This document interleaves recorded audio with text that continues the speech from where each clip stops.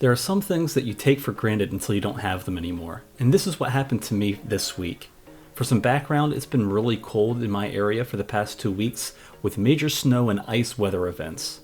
I decided to take my car out to pick up some spray lubricant to help my steering lock, which had been sticking recently. After spraying some into the ignition and driving down the road a bit, I turned on my windshield wipers, only to have them go up and get stuck at the top of the cycle. I tried turning the wiper blades on and off, changing the speed, and even shutting off the engine, but nothing I did freed up the wiper blades. I started to worry that the lubrication I sprayed in shorted something out.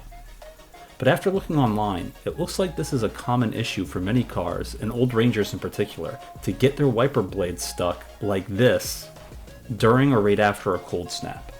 What happens is water and ice gets down the cowl drains and freezes around the wiper mechanism. It can even freeze in a way that will let the wiper blades up but not move back down. You could take some tools and open up this compartment to find the ice and melt it or fish it out, but one simpler thing that you can do is try melting whatever may be blocking the wiper mechanism with some warm water. So on a day that was a few degrees above freezing, I went and got some warm water in a bucket and poured it over the wipers into the cowl drain holes to help melt any of the stuck ice.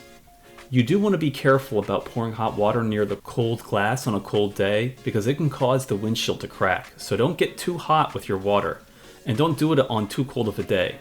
I actually did this 2 times and would estimate that I poured 7 gallons of warm water in. After the first bucket, the wipers could move just a little bit, and after the second bucket, the wipers were fully freed, and I had my wipers again. I hope this video helps you. If so, consider giving this video a thumbs up.